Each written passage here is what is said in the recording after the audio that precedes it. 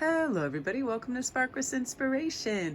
Looks like I leapfrogged Sunday. I finally had a chance to spend the afternoon with my lifelong best friend since childhood, and I just didn't want to try to cram everything in because when I went to film when I got home, which was quite late, a piece was missing from my tripod as well as my microphone, and I already felt like, it was an obligation. And I thought, I want to tape and do these things when I'm in the flow and things feel nice and the energy is going to be received well. So every once in a while, it's like I am just going to miss a day. I just feel like, we don't have to explain our vibes to trust them. When we're inclined to spend time with people, to create a project or whatever, that's when we should do it. Kind of like strengthens our aura instead of like pushing. That's why I'm always in a really high vibration or good mood when I do my public and private reads, because it comes across that way. And right now we're becoming more aware of our auras and our boundaries, and other people will be aware and they're not trying to take advantage anymore too, because I feel like you're no longer going to be an energetic pushover with these cards. There's an awakening, an initiation, and an invocation for strength, saying, I need time to myself. I need time to ground out and listen. And listen, you guys, this is something I'm noticing more and more as I was watching people out in public yesterday. We have to be very aware of our energy and where we place it, displace it, or whatever we do. We don't like when people do emotional dumps on us, right? Like when they come through the door and they're like, oh my God, this person in traffic did this person in the store did this, because it's then transferring that hostility and negativity to the person that we're speaking to, especially if we're reliving it like that. So what we want to do is ask ourselves, is this going to help the other person? And really in the long run ourselves to relive unpleasant scenarios.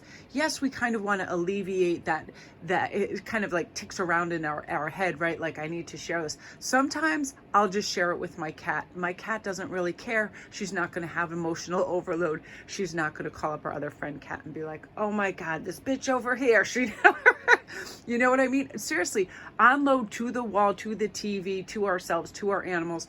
Because I was watching people do this in public, and I was watching the people they were doing it to, and I thought, it's not a nice scenario. It's an energetic transference that's heavier.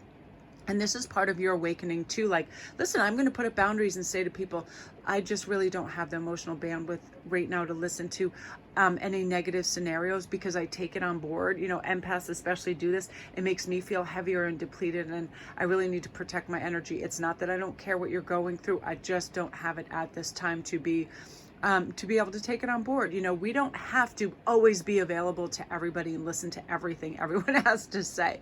And I feel like this is part of your awakening. And because of this, you're going to be able to maintain and retain really healthy boundaries and energy for yourself. You don't have to take that phone call from your mom or your aunt that is going to be relentless and badgering you for something or wanting something. Or sometimes people just want to call and gossip and tell you everything that's wrong with everybody in your family, their friend group, whatever. And it's not a healthy way to communicate. And oftentimes people don't even know they are doing it until we speak up and say, listen, it's like, I would like our conversations to be more high vibrational. Like, what are you creating? What are you looking forward to? What are you making for dinner? Those types of things. You are coming into an initiation phase where you're dropping anything that's heavier to allow in light and levity and humor. Like, whenever I'm in a conversation and somebody's going down that road, like a kvetching situation, I'll think of like one of the funniest things that had happened that day or prior and bring it up and change it, because it changes the vibration and the focus of the conversation, right? And I feel like, you guys, this is a time to pray to our higher guides for what we want. Sincere prayers are always heard. Always elevate the vibration. They're always answered. The key is to hold your prayers in your heart and then release them to higher forces. It also gives you a good night's sleep. So if we have to do that, let's do it, because sometimes there's a toxic buildup of psychic pollution. It comes from living in today's world. It dims our awareness and lowers our energy. And don't worry, it's nothing serious. By the time, we find our direction, we can realize what's happening. Oh, I feel lower because this person, power loaded an emotional dump on me, or I was watching something on the news, or there's such an easy way to just clear that. A beautiful Epsom salt bath, just a nice warm shower, burning some sage, breathing and saying that energy does not belong to me. That's something that we do need to do. Listen, I know how I can allocate my time and my energy, and I don't want it to be in gossiping. I don't want it to be in listening to everybody else's problems. We know who's problematic and just can't break out of that system, and we are not obligated to listen to every folly that they have created in their life. We do have people that have constant criticisms of others, or they create self-induced crises quite often, and we're not there to alleviate all their pain. Family member or no, it doesn't matter. A lot of daughters feel this, like the need to listen to a parent or an aunt or somebody go on, and it's really not your place in the world to burden yourself with other people's stuff. You know what I mean? This is definitely what's coming with this invocation. You are invocating this light, beautiful energy where you're like, I want to be around my kindred spirits, where we laugh and we're silly, and I know that I'm always going to come out of that conversation lighter and brighter. And I think we have to recognize how attached we are to our old tired stories of anything: pain, suffering, frustration, victimhood, and how often we recreate this miserable version of our reality. Let's not do this. We have to do ourselves a favor and retire these stories and have higher vibes, to higher guidance, to more positive vibrations. That's why I'm consistently telling myself and anyone who asks me, please get out of the past, because our ego directs us to who we don't like, scenarios we don't like, scenarios that made us feel unwell, heavy, or vice versa, because they're the most powerfully ingrained in our head, right? Any kind of trauma. Let's just release that. We need to get in the flow of what is happening now, present moment awareness. How delicious this food is, how funny this show is, how wonderful this artwork is in front of us.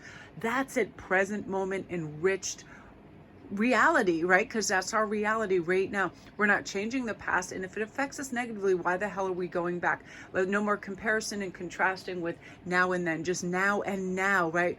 And what is so beautiful and what is so amazing because of this awakening. Let me give you an example. You see my nails right now.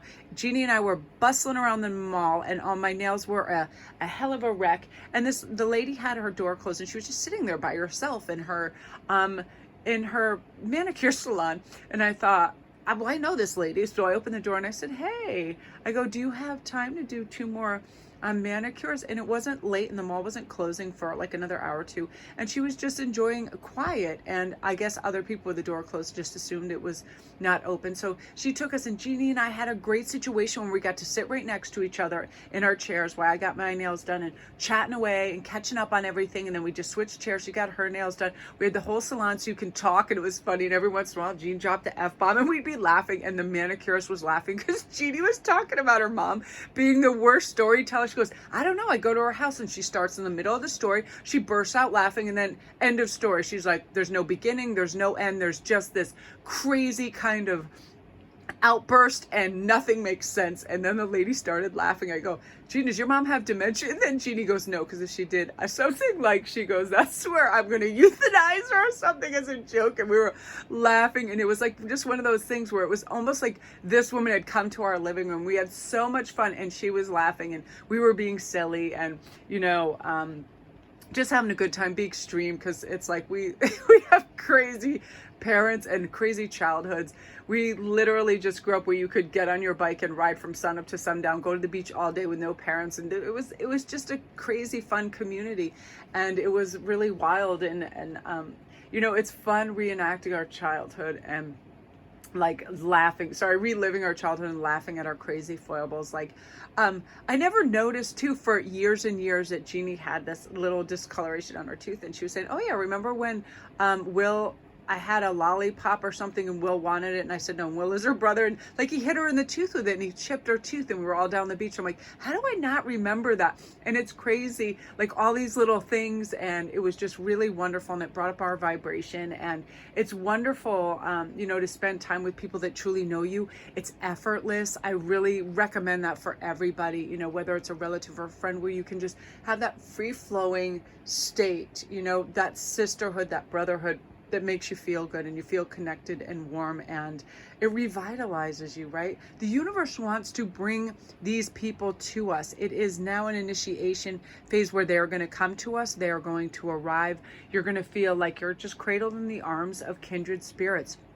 It's an awakening time for you to realize how lucky we really are, and really initiate gratitude into everything, because that is everything. Like right now, it is freaking snowing and blizzarding out again. I can't believe it. Comment down below if you guys are having these crazy weather fronts where all of a sudden, boom, stuff starts to melt and then it just snows again. It's crazy. But I love that feeling sometimes of just being like tucked in and being able to work and not have the temptation of going out and driving and doing things, just feeling like, oh, well, here I am. I have everything that I need. It's a wonderful feeling. And we really do, if we look around. If we have milk and bread and power and all of that, then we're doing all right. And, really connect to that energy of everything is all right and being in the flow, because then we're invoking more of the same, more of plenitude, more of abundance, more of good cheer, more of balance. And life is really what we're thinking it is. And then we create more of that, more creativity, more connected, and more calm as well. So love and light to you guys. I hope you guys had a great weekend. I'm going to go upload.